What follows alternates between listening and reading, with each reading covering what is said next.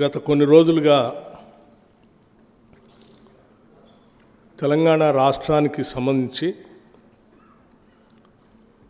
ఆత్మగా ఉన్నటువంటి సింగరేణి పైన కొన్ని కట్టుకథలు,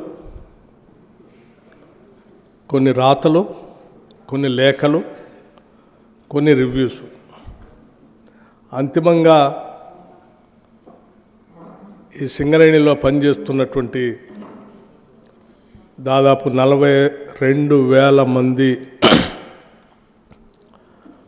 పర్మనెంట్ ఉద్యోగస్తుల్ని, ఇంకో 30,000 మందికి సంబంధించినటువంటి అవుట్సోర్సింగ్తో పనిచేస్తున్నటువంటి ఉద్యోగస్తులు మానసిక స్థైర్యాన్ని, మొరల్ని దెబ్బతీసేటట్టుగా దీనిపైన రకరకాల ప్రచారాలు, అపవాదులు ప్రచారం చేస్తూ ఉన్నారు. దీంట్లో ప్రధానంగా పెట్టుబడులు, కట్టుకథల విషపు రాతల రాధాకృష్ణ గారు లేపినటువంటి తెరతో ఈ కథనాలన్నీ మొదలైనవి. నేను మళ్ళొకసారి చెప్తా ఉన్నాను. పెట్టుబడులు, కట్టుకథలు, విషపు రాతల రాధాకృష్ణ గారి తొలి పలుకులనే పేరుతో మొదలైనటువంటి కథనాలన్నీ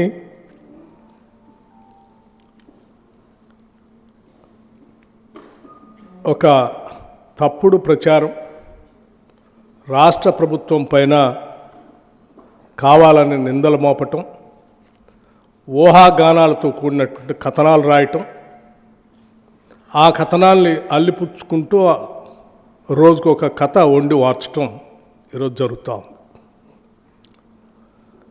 నిజంగా నాకు ఈ రాష్ట్ర ఉప ముఖ్యమంత్రిగా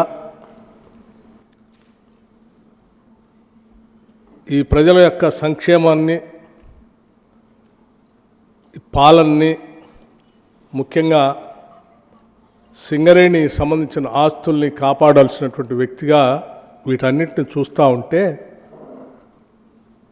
ఏ రాబందులు, ఏ గద్దలు, ఏ దోపిడీదారుల ప్రయోజనాల కోసమో ఈ కథనాలన్నీ వస్తున్నట్టుగా కనిపిస్తూ ఉన్నాయి. చిన్నప్పుడు నేను ఎక్కడో వినేవాడిని, ఏ నినాదం వెనక ఎవరి ప్రయోజనాలు దాగున్నాయో అని. ఏ నినాదం వెనక ఎవరి ప్రయోజనాలు దాగున్నాయో అని. ఈ తొలి పలుకుల రాతల వెనక ఎవరి ప్రయోజనాలు దాగి ఉన్నాయో నాకు తెలియదు, కానీ ఇటువంటి రాతలతో తెలంగాణ సంబంధించినటువంటి అతిపెద్ద ప్రభుత్వ రంగ సంస్థ పైన నిందలు మోపే క్రమంలో ఈ రాష్ట్రానికి, సింగరేణికి నష్టం చేస్తున్నారన్న సంగతి మర్చిపోతూ ఉన్నారు.